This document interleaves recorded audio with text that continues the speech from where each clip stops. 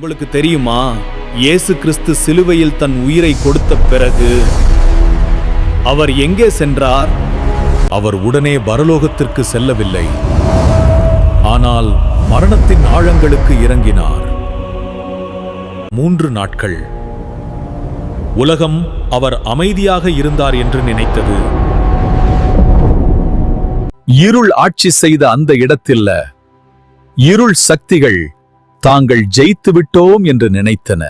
ஆனால் இயேசு கைதியாக வரவில்லை, அவர் ராஜாவாக வந்தார். ஒளி இருளை உடைத்தது, பிசாசுகள் நடுங்கின. நான் அல்பாவும் ஓமேகாவும், முதலும் கடைசியும், ஆரம்பமும் முடிவும் நான்தான்.